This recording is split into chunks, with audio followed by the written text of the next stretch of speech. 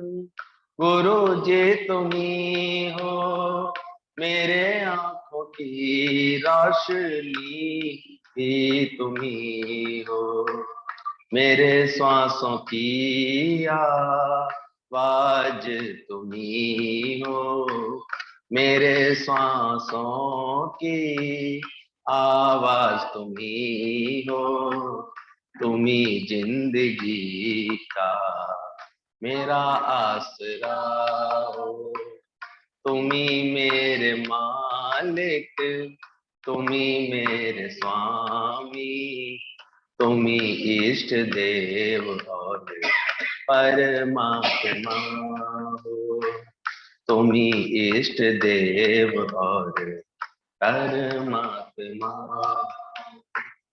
तुम्हारे सिवा नेह किस से लगाऊं, मोहब्बत की दौलत किस पर लुटाऊं। ओ,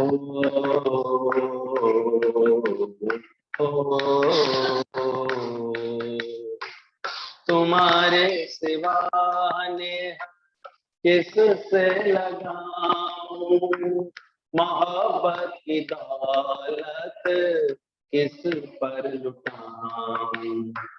मुझे औरों से क्या गरज मेरे भगवन, मुझे औरों से क्या गरज मेरे भगवन, तुम्ही मन के मंदिर में मेरे देवता हो, मुझे और से क्या गरज मेरे भगवन, तुम्ही मन के मंदिर में मेरे देवता हो, तुम्ही मेरे मालिक, तुम्ही मेरे स्वामी, तुम्ही इष्ट देव और परमात्मा। तूने मेरे जन्मों के बंधन है काटे, हमेशा तेरी मुझ पर ऐसी दया। तूने मेरे जन्मों के बंधन है काटे, गुलामी की माया से मुझको छुड़ाया।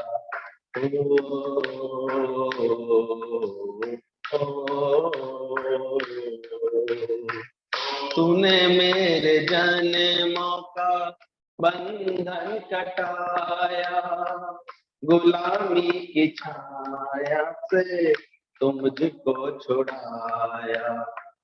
अधम जीव को अपना सेवक बनाया, अधम जीव को अपना सेवक बनाया, हमेशा तेरी मुझ पर ऐसी दया हो। अधम जीव को अपना सेवक बनाया, हमेशा तेरी मुझ पर ऐसी दया हो। तुम्ही मेरे मालिक, तुम्ही मेरे स्वामी, तुम्ही इष्ट देव और परमात्मा हो। मैं हूँ देह सतगुरु, तू है प्राण मेरे, मैं हूँ देह सतगुरु, तू है प्राण मेरे, मेरे तन के अंदर मेरी आत्मा हो, मेरे तन के अंदर मेरी आत्मा। तूने मुझे अपने चरणों का सहारा तो दीजिए, मेरे मन को दृढ़ भाव भक्ति में कीजिए। मेरे अपने चरणों का सहारा तो दीजिए, मेरे मन को दृढ़ भाव भक्ति में कीजिए।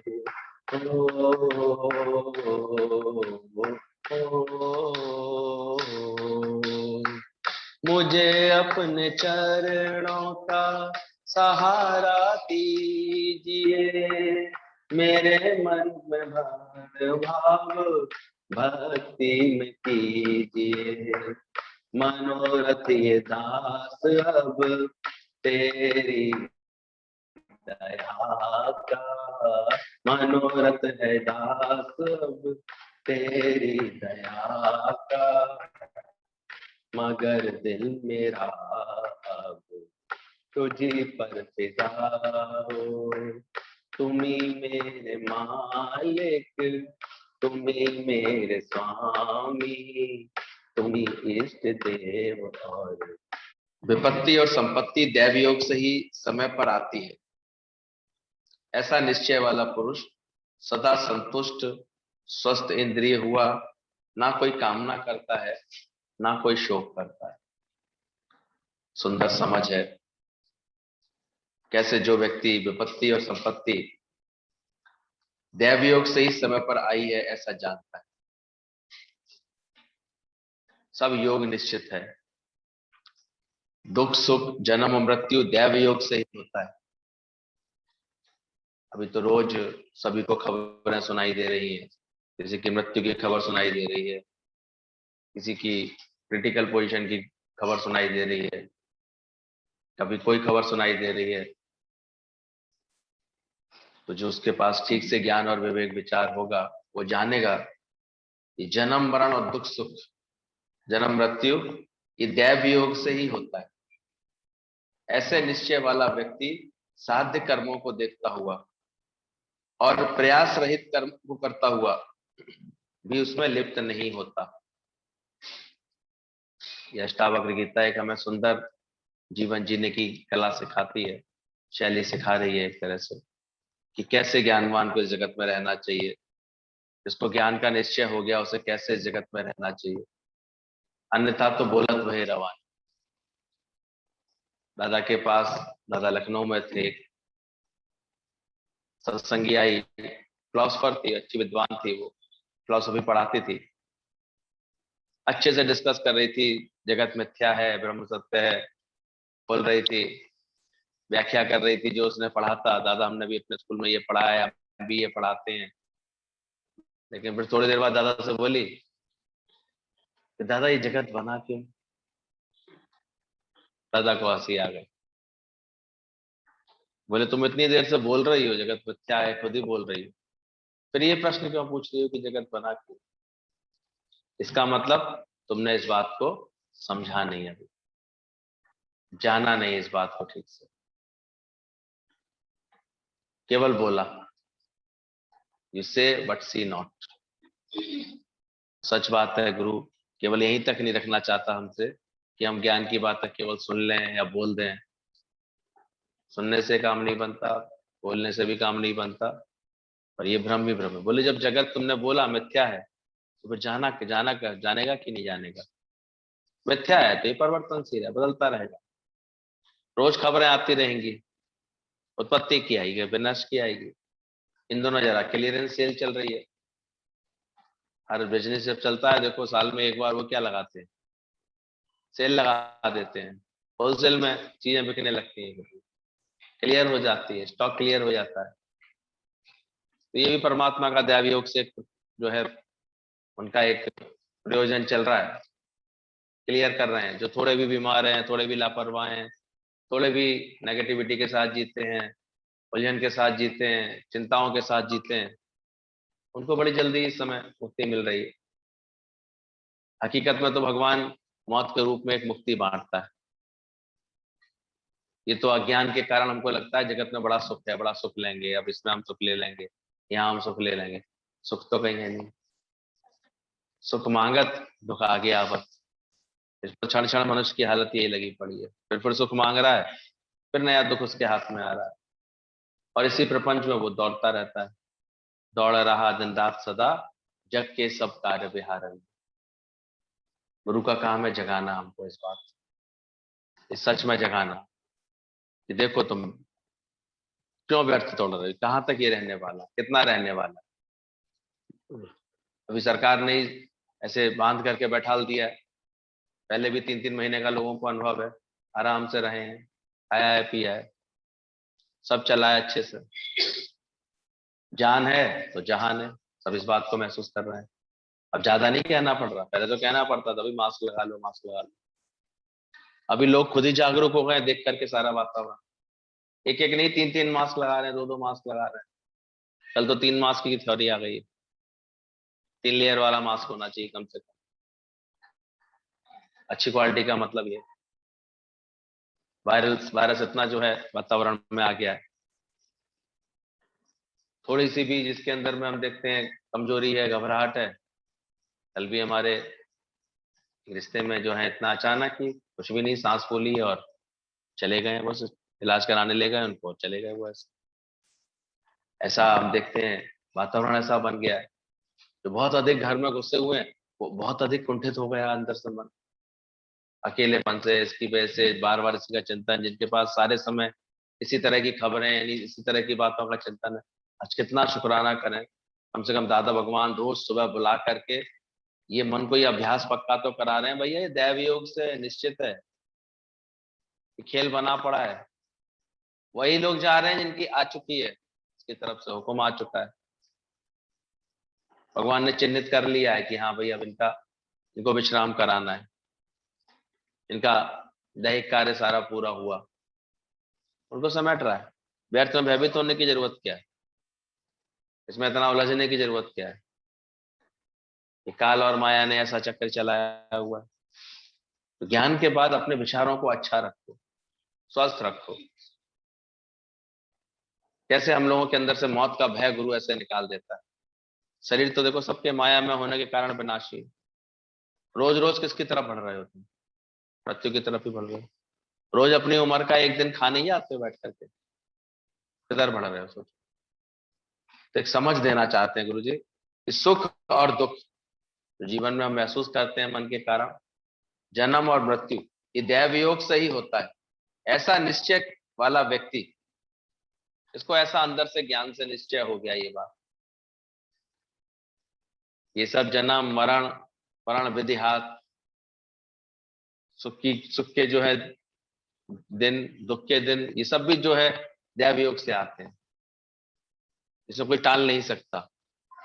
बिछोड़ा आना है आ जाएगा, नुकसान आना है आ जाएगा, कोई बात होनी है हो जाएगी आ जाएगी, पर ज्ञानी के मन सदा आनंद।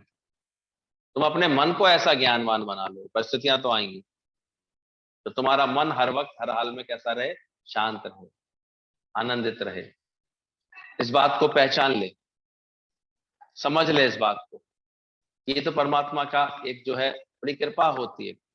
परसों से ये बात हम लोग सुनी है जब से दादाजी के मुख से, कि किसी की मृत्यु होती है, मुझे अंदर ख्याल आता है शुक्र है उसको विश्राम मिला, अब उसका व्यर्थ का चिंतन करना छूटा, अब उसका ऐसा परेशान होना छूटा, अब उसकी जो है अंदर में और सब चेष्टाएं खत्म हो गई, यानी शांत हो गया उसको।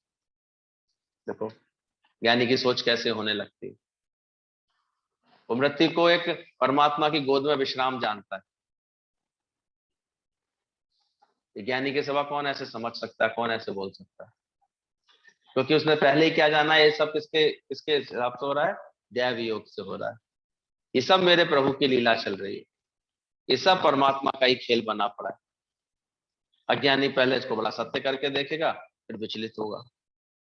आज ये इतना अचानक ही दुख क्यों लग रहा है लोगों के मन में, इतना अधिक अटके हुए जिस संबंध में, जिस रिश्ते में, तो नेचुरली उस वक्त दुख लगेगा ही। अचानक कोई बात निकल के आएगी तो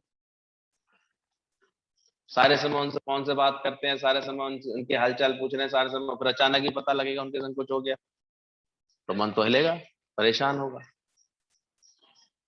जो पहले ही जानेंगे कि ब्रह्म स्वरूप है, शरीर सब माया में होने के कारण विनाशी है, फिर भले ही उनसे बातचीत भी कर रहे हो, ठीक है, हालचाल ले रहे हैं सबके, लेकिन उसके बाद आप देखेंगे आपको दुख नहीं लगेगा अंदर से।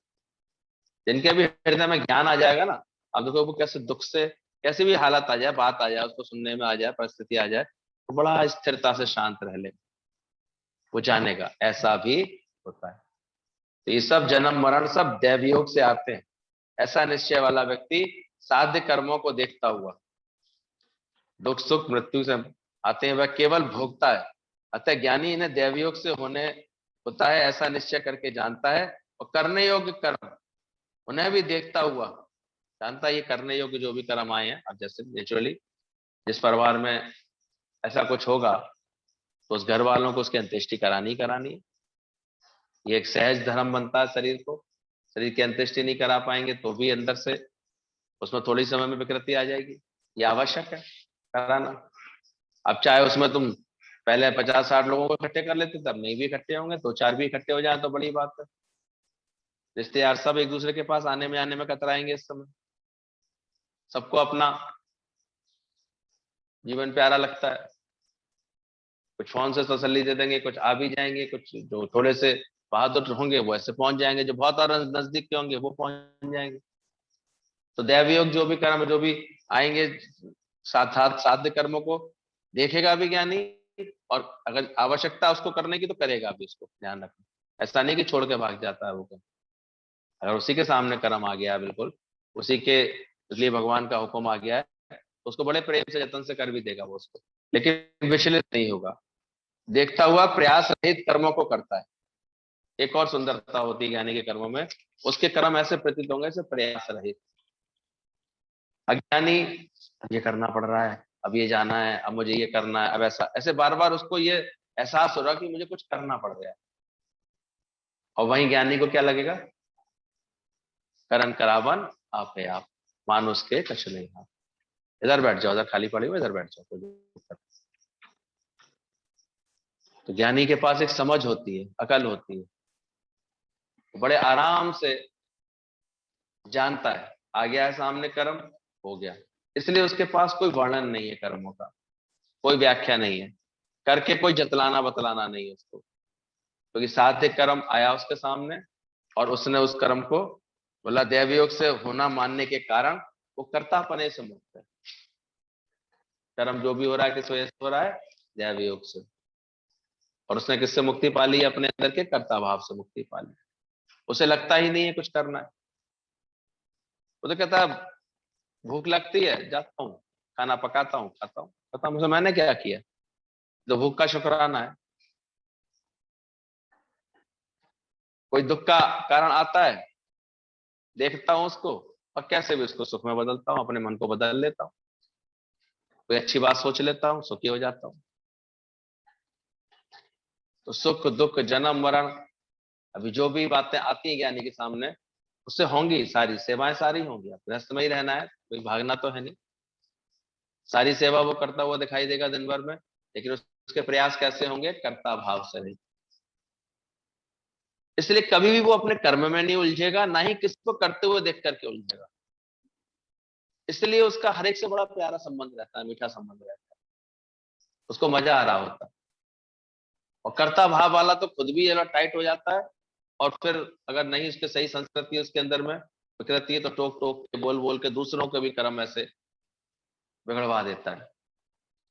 कोई प्यार से कर भी रहा हो ना, तो उसके भय में कर भी ना पाए बेचारा, उलझ जाता है, उल्टा परेशान हो जाता है। इसलिए यहाँ पर रोज अभ्यास गुरु कराता है, अपना कर्ता भाव जीतो, कर्म में आसक्ति मिटाओ, जगत को इतना सत्य करके मत व्यवहार करो। मिथ्या है इसमें क्या जानना तुम्हें, अच्छा कर भी लोगे तो कौन सा मेडल इसमें मिलने वाला है। हाँ, सही तरीके से साध्य कर्मों को निरासक्त होकर के करते चलो। अब जैसे धर्म का पालन तो सभी कर रहे हैं ना, अब धर्म रह जाएगा देखना, दिखावा खत्म हो जाएगा। धर्म है पुत्र को अंत्येष्टि करनी है, कर देगा वो, धर्म है। उसको कोई उसको जो है शुद्धि का संस्कार कराना है वो कर देगा। पहले वही काम दिखावे के साथ होता था, 4 लोगों की आवश्यकता लगती थी, हिम्मत मिलती थी उनसे, उसको वो चीज छूट जाएगी उसको, वो स्वयं में ही हिम्मत पाएगा। ये देखो प्रकृति सहज ही एक, अगर एक अलग दिशा से देखो, समझदारी से देखो, तो स्वतः ही देख रहे हो कलयुग से सतयुग की तरफ आपके चरण चल चुके हैं अपने आप। सतयुग में क्या था, कितना विश्वास था। वो किसान खेत में, वो और उसका बेटा हल चला रहे थे, अचानक सांप निकला खेत में और उसने उसके बेटे को डस लिया, और उसने वहीं पर कब्र खोदी। और उसकी पत्नी उधर से आ रही थी, लड़के की बहू, वो खाना लेकर के आ रही थी दोनों के लिए। उसने भी देख लिया कि एकदम सांप ने डस लिया और ये एकदम से गिर गया। वो दोनों आकर के बैठे, एक दूसरे को इशारे में इशारा किया, भगवान की ऐसी मर्जी, और बड़े प्रेम से वहीं पर उन्होंने बच्चे को दफन कर दिया, हाथ धोए, भोजन ग्रहण कर लिया। एक व्यक्ति, दूसरा व्यक्ति देख रहा था इस पूरी क्रिया को, ये लीला। वो बड़ा आश्चर्य में, बोले ऐसे इनका बेटा अभी अभी साथ साथ काम कर रहे थे और अभी अभी अचानक ही एकदम सांप ने काटा और ये मर गया, और इसने बड़े आराम से उसको दफन कर दिया, संस्कार भी कर दिया और ऐसे खाना भी खा रहा है। वो व्यक्ति जा रहा था उस गांव के साहूकार के पास पैसा लेने के लिए, गया साहूकार के पास। साहूकार का वहां भी ऐसा नियम था कि वो केवल बात पर ही पैसा दिया करते थे। ठीक है, आपको आवश्यकता है तो ले लो। उसने पैसा दे भी दिया उसको, लेकिन अचानक ही वो बोलता है, ये आप क्या, मैंने आज क्या देखा? बोले क्या देखा? बोले ऐसे ऐसे। उसने एक बार भी आवाज नहीं की, अरे बेटा मेरा बेटा मर गया। उस पत्नी ने एक बार भी नहीं कहा, हाय मेरे पति चले गए। ये कैसा मैंने दृश्य देखा आपके गांव में? कहता पहले पैसे लाओ इधर। बोले क्यों? बोले तुम पैसा देने के लायक नहीं हो। अरे तुम्हें भगवान के इंसाफ में रजा में राजी नहीं हो? मुझे पक्का पता लग गया तुम इस पैसे में नीयत अच्छी नहीं रख पाओगे, मेरा पैसा वापस कर दो भाई। बोले जब तुम भगवान से आई हुई चीज में, भगवान से दी हुई चीजों को वापस करने में तुम जो है सोच रहे हो कि इतनी आनाकानी करनी चाहिए, तो मेरा पैसा कैसे वापस करो? उसका भी विवेक जागृत हो गया। तो देखो, जब अगर हमारे अंदर में ठीक से ज्ञान होगा तो किसी भी बात पर हमको आश्चर्य और आपत्ति होनी चाहिए। जब दैवयोग से जान लिया होगा, विवेक हमारा जागृत होगा। ध्यान से सुन लेना ये ज्ञान और समझ लेना। तो बार बार ये चित्त हलचल में आता है, मन हलचल में आता है, उसको शांत करो। ये व्यर्थ की बीमारी है। एकदम से मन कभी किसी बात में लग रहा है, कभी किसी बात से उखड़ रहा है, एकदम समता भाव में रखो इसको, शांत बनाओ इसको, एकदम से निश्चिंत बनाओ। ज्ञानी ऐसे जगत में रहता है ऐसी जगत में, कार्य सारे हो रहे होंगे उसके जीवन से, लेकिन निर्लेप नहीं आ रहा। देखा हम लोगों ने, सेवा पूरी कर रहे थे गुरुजी अपने पिताजी की, संभाल पूरी कर रहे थे, हॉस्पिटल में भी एडमिट कराया था, सब उसकी भी देखभाल कर रहे थे, लेकिन अपने ज्ञान के नियम के साथ, सत्संग के नियम के साथ। और उसके बाद जब खबर आई कि शरीर शांत हो गया है, वो बड़े प्रेम से उन्होंने कहा ऐसा तो होना ही था। गुरुजी का भी देखा, और देखा उन्होंने समय पर हम लोगों का भी चित्त ऐसा बना दिया, ज्ञान सुनना सुनना कर। एक पल के लिए भी लकीर नहीं खींचती है कोई बात आती है। पापा का भी देखा, दादी का भी देखा, अंदर से देखा, साथ था पूरे समय, समय साथ रहते थे, सेवा पूरी करते थे, साथ पूरा रहते थे, पर अंतर एक न थे, अंदर एक लकीर नहीं आती है। समझ में आ गई है, क्योंकि ये सब किसके हुक्म से हो रहा है? दैव योग से हो रहा है। जो कर्तव्य कर्म सामने आया बस वो मुझे करना है, वो भी कैसे? कर्ता भाव से रहित होकर के, फल की इच्छा से रहित होकर। तो विचार करना इन सब बातों को। ज्ञानी कर्तापने से मुक्त है, अहम भावना से मुक्त हो जाता है, तो उसे परम शांति मिल जाती है। तो विचार करना, अगर शांति पूरी नहीं मिली है अभी तक, तो कौन सा कर्ता भाव तुमको उलझाता है? कौन सी अंदर से अभी तुम्हारे अंदर अहंकार है, अहमता है, वो तुमको बार बार उलझाती है? इन सब कर्मों में लिप्त नहीं होता, वह जल जैसे कमलवत हो जाता है, वह दृष्टा मात्र रह जाता है। ज्ञानवान की चित्त की स्थिति केवल दृष्टा रह जाती है, जानने वाला, हाँ मैंने ऐसा जाना, देखने वाला उसमें बिल्कुल विचलित नहीं होता।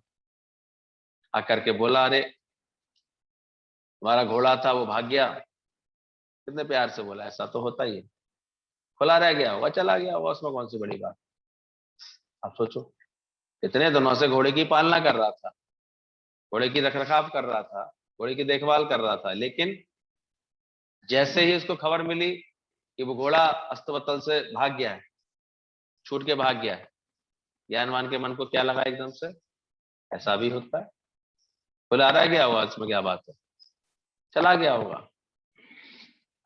जब आसक्ति नहीं है अंदर में, कोई कर्ता भाव नहीं है, कुछ नहीं है, तो देखो एक बार भी ढंग से नहीं बांधा, ये नहीं किया, आदमी हम अगर चिड़चिड़ाने लगता है, बोलने लगता है, टोकने बोलने लगता है, क्या जरूरत है?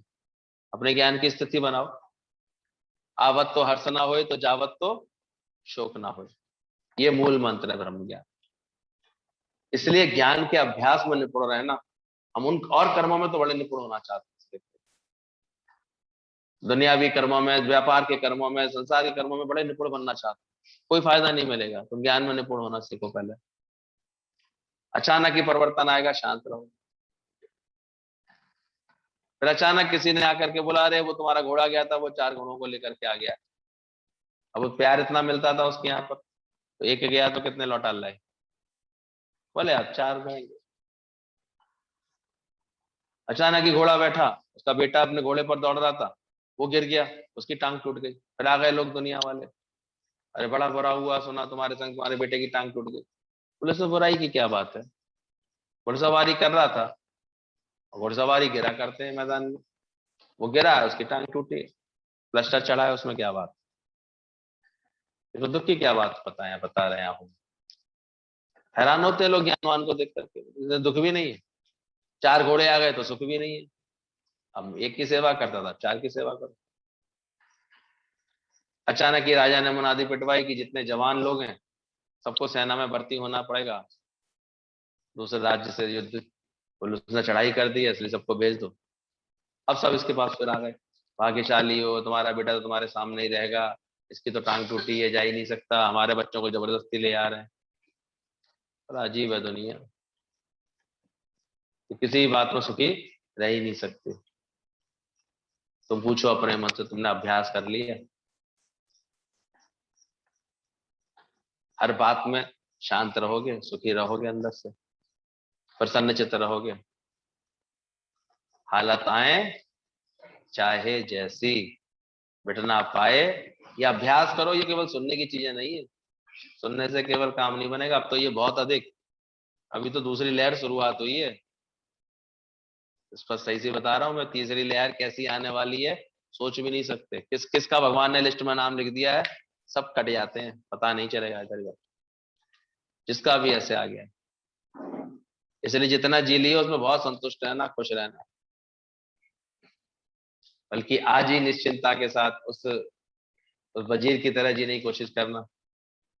हर एक पल कैसे रह लेना मौज में। हमें तो लगता है बेवकूफ होते हैं जो हंस नहीं रहे हैं, बोल नहीं रहे हैं, खुशी नहीं मना रहे हैं, खुश होकर खा पी नहीं रहे हैं, खुश होकर के नहीं बैठ रहे हैं। तो बड़े अच्छा बात हुई, एक व्यक्ति ने डॉक्टर को फोन किया, डॉक्टर साहब बोले घर, और हमारे घर में 5 को पॉजिटिव हो गया है, 5 लोग पॉजिटिव हो गए। बहुत अच्छी बात है, कैसे? हम लोगों ने 5 को अपने अलग अलग कमरे में बंद कर लिया है, ऐसे कर लिया है। तो सर बोले अब क्या फायदा? अरे 5 व्यक्ति एक साथ बैठो, अब क्या दिक्कत है? अब अकेले अकेले बैठने से क्या दिक्कत है? बैठो और थाली बजाओ, ताली बजाओ, आनंद मनाओ, डर की घड़ी तो खत्म। अब एक साथ ठीक हो जाना, उसमें कौन सी? मुझे डॉक्टर साहब की बहुत अच्छी अप्रोच लगी, मैंने बिल्कुल ठीक। ये तो खामा खा, एक तो बीमारी, ऊपर से लोग इस तरह की नौटंकी और बात कर रहे हैं, इसमें और अंदर से भयभीत हो रहे हैं। ये जो देख देख करके सीन दिखा और रहे हैं तुमको, उसको अकल तो कोई दे नहीं रहा। अरे भाई खुश रहे, ताली बजा। एक लड़की ने इतना अच्छा वीडियो बना के भेजा है, ऑक्सीजन लेवल कम है, देखो मैंने, बोले मैं हंसती हूँ और मैं अपना ऑक्सीजन बढ़ा रही हूँ, मैं ऐसे एक्सरसाइज कर रही हूँ, उल्टा लेट करके प्राणायाम कर रही हूँ, अपना धीरे धीरे बढ़ा लेती हूँ। ऑक्सीजन लेते लेते ही वो खुश होकर बना रही है। तो खुशी जैसी खुराक नहीं, कम से कम रोज हमारे को ज्यादा भगवान ने हर हाल में खुश रहना, मौज में रहना, मौज इसमें खुशी में रहना सिखा दिया। रह करके देखो, ऐसे आनंद बना करके देखो, ये भी गुजर जाएगा, ये भी चला जाएगा, कौन सी बड़ी बात। और कुछ भी हो, शरीर के संग कैसा भी कुछ हो, हम भगवान के हैं, भगवान हमारे, ये वाला भजन गाओ बैठ कर, मौज में रहो हर वक्त। हर हाल में दाता का जो शुक्र मनाते हैं, उनके घर होने लगती है खुशियों की बरसात। तो एक पल के लिए भी अब उदास होकर के नहीं बैठना, न जाने कौन सा पल खामा खा गई ऐसे निकले दुनिया से और चेहरा लटका हुआ मिला, तो भगवान क्या कहे? इसे तो जीना भी नहीं आया, नहीं कहेगा। इस मलमूत्र के थैले को कब भगवान समेटने की योजना बना दे, पता है? तो तुम अपनी आत्मा में रहना। ज्ञानी ऐसे जीता है कि इसको लेने आ जाए, तो लेने आएगा तो वो नहीं मिलेगा उसको, क्या मिलेगा? मलमूत्र का थैला, वो ले जाएगा। मुझे कैसे ले जा सकता है? मैं अजर अमर आत्मा हूं। ऐसे अपनी आत्म भाव को अंदर ही अंदर पक्का करो, ज्ञान को पक्का करो, समझ को पक्का करो। कमलवत है, दृष्टा मात्र है, ऐसे कर्म करने में श्रम नहीं होता, उसको आनंद मिलता है। कोई गौर करना, ज्ञानवान कहीं भी कोई चेष्टाएं कर रहा होगा, कोई सेवा कर रहा होगा, कोई बात कर रहा होगा, वो बड़े आनंदित होगा। क्यों आनंदित होगा? जिसको ये लग रहा है करना पड़ रहा है, मेहनत पड़ रही है, वो कैसे आनंद में आएगा? वो तो लोटा पेटा सा दिखाई देगा। ज्ञानी कैसा दिखाई देता है? ज्ञानी के मन, और मन में आनंद है तो घर में भी सदा आनंद ही आनंद। वो हर कर्म उसका आनंद हो रहा है। उसे रख दो, किचन में खड़ा कर दो, खाना बनाने के लिए, सफाई के लिए खड़ा कर दो, उसे किसी भी बात के लिए खड़ा कर दो, सत्संग करने के लिए बैठा दो, उसको प्रेम करने। प्रकृति अपने आप, ये तो बाद में फिर देखा ही गया है कि जैसे गर्भवती स्त्री के सारे काम छूट जाते हैं, उसके सारे काम प्रकृति छुड़ा देती है, क्योंकि उससे ये बड़ा कार्य ज्ञान का होने लगता है। तुम करो तो सही, करो तो सही। लेकिन इसके बाद ये नहीं कि वो कामचोर हो जाता है। किसी भी कर्म, किसी भी सेवा में वो उतनी खुशी से जाता है। एक चक्कर लगाने में कहेगा देखो टायर भी पंचर कर लिया मैंने, चप्पल भी तोड़ ली, दोनों काम पूरे कर लिए। होगा कि नहीं? देखा तुमने, सामने देखा था भाई। चल ज्यादा चक्कर लगाने से चप्पल घिसती है, हमारी तो पहले दिन घिस गई। चक्कर लगा लिए हमने सबरे जितने लगा लेते, जितने काम होने थे हो गए। करना था सो कर लिया, देह मानुष के धर्म। यानी को ये बात अच्छी तरह पता होती कि जो करना था कर लिया उसने अच्छी तरह, और देह मानुष की धर लिया, मनुष्य की देह को रख लेकर बैठ लिया उसने। विचार करो, ज्ञानी कैसी स्थिति के साथ रहता है, कौन से मन के साथ बैठा है, कैसे उसे जन्मने में और मृत्यु में, दुख में सुख में कोई बात उसको परेशान नहीं करती। सब दैव योग समझता है, खेल हो रहा है, पासिंग शो है, पिक्चर देख रहा हूँ, पिक्चर के सीन में बड़े आराम से देखता रहता है इस पिक्चर को। हार जीत लाभ हानि, जैसे उसको किसी कर्म में श्रम नहीं होता, आनंद मिलता है, तनाव से मुक्त रहता है और चिंता से मुक्त रहता है। वो चिंता नहीं करता उसमें बातों में, तनाव से मुक्त रहता है वो। अज्ञानता, अज्ञानी को खामा खा के तनाव बना रहता है, हर कर्म में उसको बोझ सा लगता है, टेंशन सी मचाए फिरता है वो हर बात, हर समय उसकी खटर पटर होती रहती है। चार लोग भी उसके इर्द गिर्द होंगे ना, वो ना वो उसको लेकर के खुश हो रहे होंगे, ना वो उनको लेकर खुश हो रहा। अजीब से माहौल बना लेते हैं। ये अज्ञान को पहचानो, अपने कर्ता भाव को पहचानो, अपने अंदर के व्यर्थ के आसक्त भाव को पहचानो, इसको दूर कर लो। देखो जहां बैठोगे वहां क्या रहेगा? आनंद रहेगा, खुशी रहेगी, मजा आएगा। चलेगा वाह भगवान, ये सेवा भी मेरे लिए लिखी थी, ये बात भी मेरे लिए लिखी थी, ये भी मुझे करना था। ऐसा उलझन नहीं होगी उसको अंदर से, इसलिए उसको ना कोई बंध है ना मोक्ष है। इसलिए धर्म के आने के लिए कोई परिभाषा नहीं कि ऐसा करे तो ये मुक्त है, ये शादी ब्याह में नहीं जाते, ये इसमें नहीं करते, ऐसा नहीं। जाएगा वहां भी आनंद करके आ जाएगा, गमी मौत में जाएगा तो वहां भी आनंद मना के चलाएगा, सही समझ देके चलाएगा, प्रेम देके चलाएगा। कहीं भी जाएगा वो उसको उसके अनुसार कार्य करके चलाए, उसे उलझन होती नहीं, उसे कर्म में श्रम नहीं है, इसलिए आनंद मिलता है, तनाव से मुक्त रहता है, चिंता से मुक्त रहता है। हार जीत लाभ हानि जय पराजय असफलता सफलता सब उसी का है, मैं केवल उपकरण मात्र हूं, वो ऐसा जानता है। चाहे जीत हो चाहे हार हो, प्रभु सब कुछ तेरा मंजूर। तो ये सब प्रभु का खेल है। रोल मिला है, जो भी रोल मिला है मुझे रोल करने के लिए, कभी अमीरी का मिलता है, कभी गरीबी का मिलता है, कभी कैसा रोल मिलता है, कभी कैसा रोल मिलता है, वो सब बड़े आराम से रोल करता है। पिक्चर में देखा करो, एक पिक्चर में उसको बड़े अमीर का सेठ का रोल मिलता है, तो अमिताभ बच्चन वो भी करता है। और एक पिक्चर में उसको जो है मजदूर का मिलता है, कोयले के मजदूर का, तो वो भी बड़े शान से करता है। वो कभी शिकायत करता है इन बातों की, बल्कि हर रोल को क्या कर देता है? हिट कर देता है। सो देवताओं, तुमको भी ये बात आनी चाहिए, अपना हर रोल कैसा बनाओ? हिट करो, अच्छा करो। जो भी जो भी बात आ गई है मजे से करो, क्योंकि अभी बहुत कुछ आने वाला है। ये दैव योग से लहरें बहुत अच्छी अच्छी चल रही हैं, पूरी उसकी करुणा बरस रही है परमात्मा की। खेल हो रहा है। गौर से देखोगे तो धीरे धीरे कलयुग का नाश हो रहा है। विचार करो आजकल कौन से विचार ज्यादा लोग महत्व दे रहे हैं। अरे भाई अब मांस मदिरा छोड़ दो, ये सब ठीक नहीं है, ये खाना पीना ठीक नहीं है। जिसको देखो ये बात समझ में अच्छी तरह आ रही है, कोई तो हमने जुर्म किए हैं जो मुंह ढकना पड़ रहा है। किए हैं कि नहीं? भाई कोई तो कारण है जो चेहरा छुपाए घूम रही है दुनिया। ये मंजर कैसा आ गया, जो हवा के लिए पैसे देने पड़ रहे हैं, कुछ तो चक्कर है। यानी कलयुग अपने चरम पर आता जा रहा है धीरे धीरे। हालांकि 1-2 साल में नहीं होगा, ये भी सैकड़ों साल में ही पूरा क्रिया होगी, लेकिन कहा गया ना सतयुग आएगा। कैसे आएगा? आज भी जो प्रेम में बैठा है, मौज में बैठा है, उमंग में बैठा है, पॉजिटिविटी के साथ बैठा है, ईश्वर को प्रकट करके बैठा है, अहंकार को मिटा के बैठा है, अंदर से लोभ मोह विकारों को हटा करके बैठा है, वो कितना बैठा है। तो शुक्र है दादा की कृपा से हम लोगों ने रोज का अपना क्या बना रखा है, सतयुग। अरे सतयुग आया कलयुग में, और कलयुग का धीरे धीरे नाश होगा। गौर करना, हमको तो नहीं एक दिखता जो बहुत पॉजिटिव हो, इसमें खुशी में हो, इसमें हो, और वो उसके ऊपर कोई दिक्कत चल रही हो। डर और भय वाले जाते हैं। और ज्ञानी भी जाएगा, शरीर है जाएगा, उसका भी होगा, लेकिन वो जाएगा तो कैसे जा रहा होगा सोचो। वो कितना शुक्राना करते हुए जा रहा होगा सब। वो कैसे परमात्मा में मिलकर के एकाकार होकर के जा रहा हो, वो इतनी शुक्रगुजारी करता हुआ जा रहा हो। उसका ये निश्चय उसको मुक्त करेगा। हो सकता है शरीर उसका बीमारी में छटपटाहट में छूटे, ये निश्चित है बात। तो शरीर है, मतलब शरीर का कोई हिसाब किताब ऐसा आ जाए, हॉस्पिटल में जाके छूटे, लेकिन निश्चय से कैसा होगा, वो मुक्त होगा। वो दादा की तरह ये बात बोल रहा होगा कि तो मैंने पहले ही छोड़ दी थी। और अज्ञानी को मरते समय 100 भिक्षुओं के डंक लगते हैं, ये आसक्ति उसको काट। तो ये सतयुग की तरफ जो हम लोग बढ़ रहे हैं धीरे धीरे, अब लोग प्राकृतिक रूप से अच्छे होंगे धीरे धीरे। देखो अपने आप लोग बहुत अधिक वो हो जाता है ना, दंड मिलने लगता है, अपने आप अपने कर्मों में सुधार लाना शुरू कर देते हैं,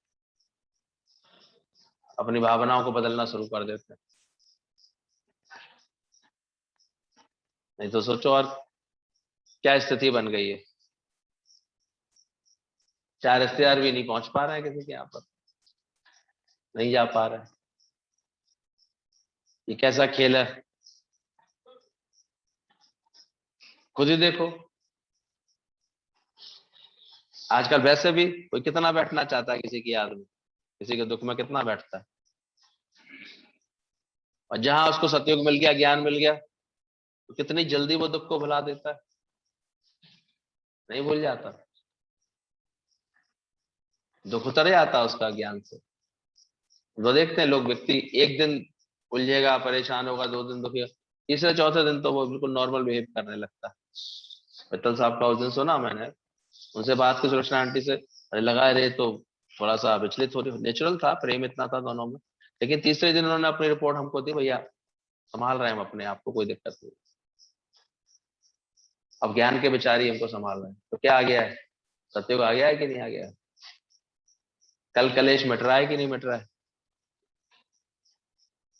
जो थोड़े भी समझदार होते आ रहे हैं, देखो समझ गए हैं अब व्यर्थ का कलेश विरोध अब करना घर परिवार में अच्छी बात नहीं है, ठीक नहीं।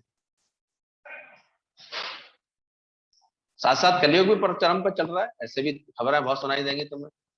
गुस्से में आके उसने अपनी बीवी का गला ही घोंट दिया ऐसे में। लॉकडाउन की टेंशन अलग चल रही थी, घर में दुविधा अलग थी, लेकिन क्रोध उसका ऐसे था, उसको मारा, दूसरे को मारा, अपने को भी उसने गोली मार ली। ये मानसिक विक्षेपता, ये कलेश है, ये कलयुग है। द्वेष में रहना, विक्षेपता में रहना, क्रोध में रहना। तो स्वर्ग और नरक कहीं अलग नहीं है, कहां पर है, दादा ने कहा बताएं।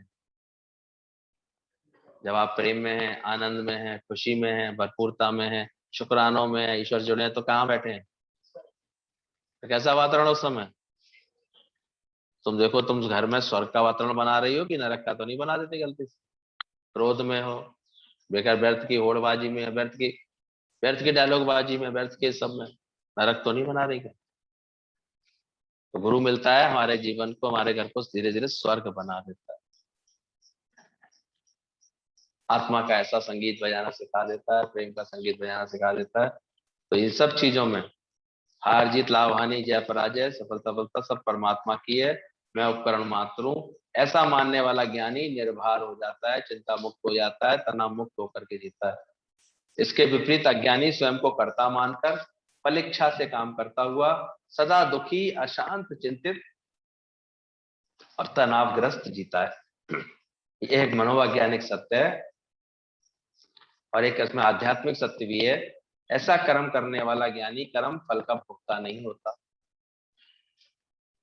सोचो, ज्ञानी अगर इसके विपरीत सहज भाव में रहता है, आनंद में रहता है, तो फिर कर्म के फल का भोक्ता भी नहीं रह जाता। अज्ञानी तो स्वयं को कर्ता भी मानता है, फल इच्छा से भी काम करता है, सदा दुखी अशांत भी रहता है। आध्यात्मिक सत्य यह है कि जो ऐसा कर्म करता है ज्ञान के साथ, ज्ञानी कर्म के फल का भोक्ता नहीं होता। ज्ञानी ज्ञान को उपलब्ध हुआ व्यक्ति फल की कामना रहित होकर के कर्म करता है।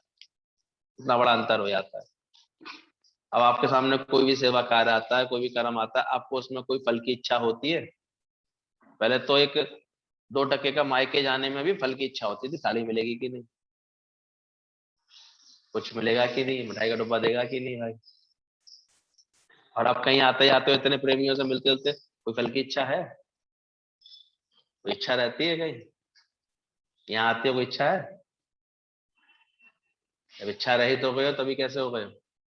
सुखी हो गए हो। तो ज्ञानी का कोई भी कर्म अब फल की इच्छा से जुड़ा नहीं होता है।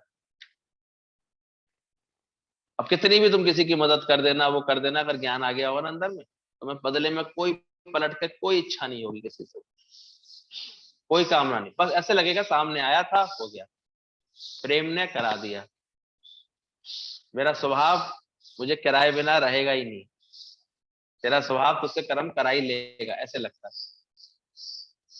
इसलिए ज्ञानी के मन सदा आनंद। तो ज्ञान को उपलब्ध हुआ व्यक्ति फल की कामना रहित होकर कर्म करता है।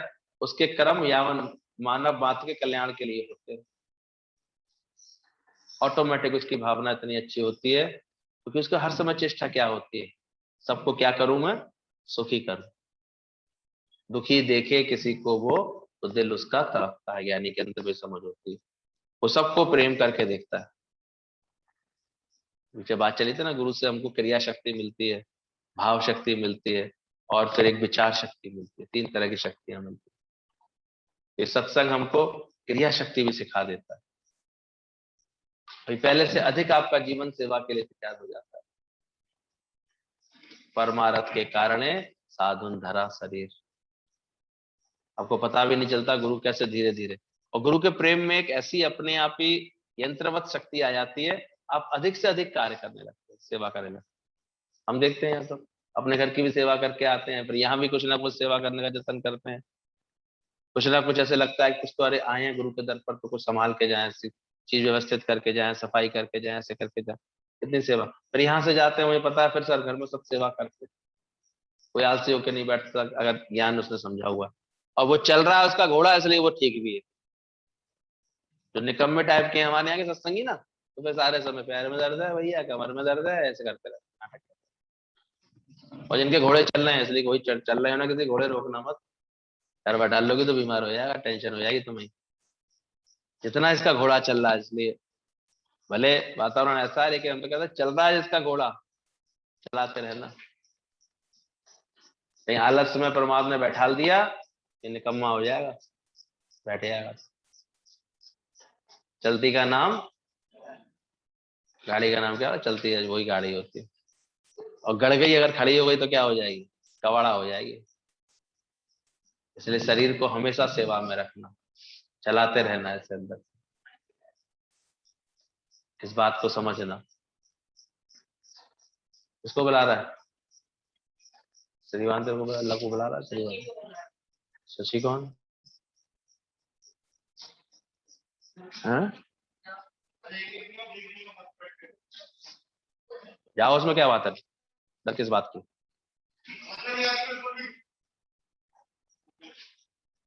जाके घर पे आकर के लड़ो, आकर के यहाँ मत लड़ना बिल्कुल भी।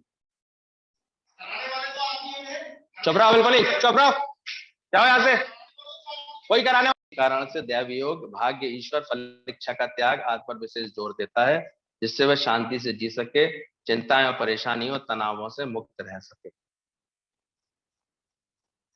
भारतीय अध्यात्म इसी कारण से दैवयोग, भाग्य, ईश्वर, फल, इच्छा का त्याग आदि पर विशेष जोर देता है।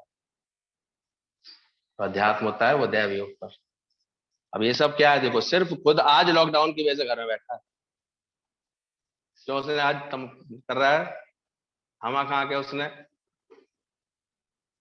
खुद बैठा है घर में, इसलिए बोल सकते हैं आ रहा है, वैसे कुछ नहीं। वैसे खुद घूमता फिरता रहता तब उसे कोई मतलब नहीं होता। पहचानो ममता के कारण जो तुम जिसको बहुत परिवार समझते हो ना, ये सिर्फ तुम्हारी मौत का इंतजाम कर रहे हैं और कुछ नहीं करते, और कुछ नहीं करते। ये अच्छी तरह पहचानो इन बातों को। तो मेरा ही मोह तुझको कब से रुला रहा है, उन्हीं से तुम्हारा मोह बना रहता है। फिर भी तुम्हारा ही अहंकार तुमको लड़ाता रहेगा हर वक्त, तुम्हारा ही क्रोध तुमको जलाता रहेगा हर वक्त। तो पहचान, स्वार्थ लाख करें सब प्रीति, कभी भूल से मत समझ बैठना ये कोई मैं मेरे वाले मुझसे प्रीत कर रहे हैं, ये मेरे बड़े सगे हैं। सिर्फ स्वार्थ पूरा ना हो एक बच्चे का, फिर मैं देखूं उसकी कितनी प्रीत है। एक व्यक्ति ज्ञान में मन रखता है, जरा घर वालों को ये लगने लगे इसका अब ये हमारा कोई स्वार्थ पूरा नहीं कर रही, फिर देखो उसकी हालत कैसी हो जाती। सब प्रीत किससे करते हैं, एक सिर्फ गुरु की होती है निस्वार्थ प्रीत। उसको चिंता रहती है कि इसका आया है मनुष्य जन्म मिला है तो उसका जीवन सफल हो जाए, वरना किसी को तुम्हारी चिंता नहीं है। इसलिए एक तरफ गुरु खड़ा होता है, एक तरफ फिर सारी कौरव सेना होती है।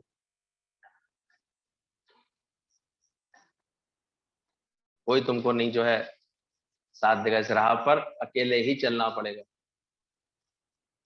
एक मंजिल जरूर ऐसी आएगी एक समय, तुम्हें चुनाव करना पड़ेगा कि मुझे सत्संग की लगन में रहना है या नहीं रहना है, ये भी खुद को चुनाव करना पड़ेगा। ये इतना आसान नहीं।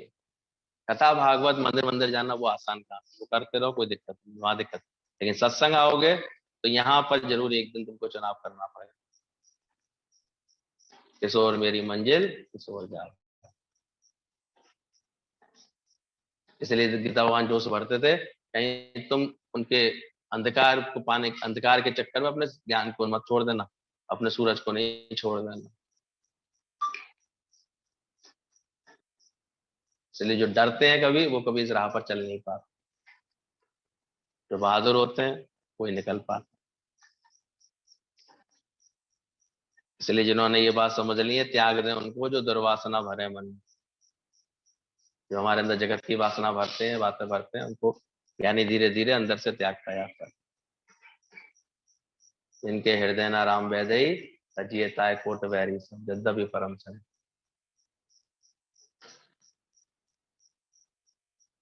और अपने में मजबूत बनना, तब कहीं जाकर के इस राह पर अच्छे से चल पाओगे। देखा करो एक सैनिक को कितना मजबूत बनाया जाता है, उसको कितनी कवायद कराई जाती है, कितना, तब कहीं जाकर के वो अपने पैरों पर खड़ा हो पाता है।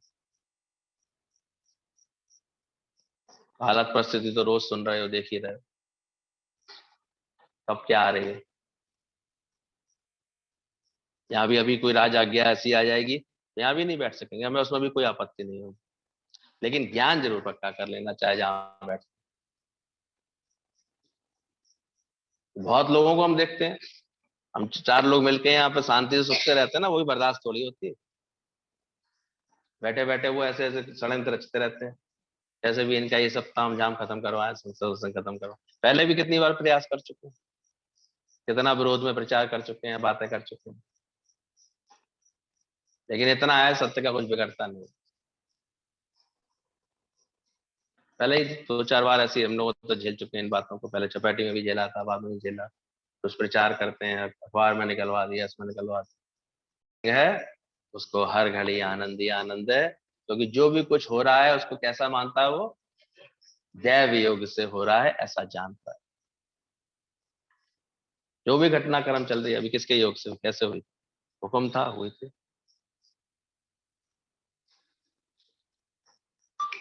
इसलिए अपनी युक्ति, अपनी सावधानी खुद अपनी समझ लेना, ले लेना, युक्ति से चलना है इस राह पर। क्या समझा रहा?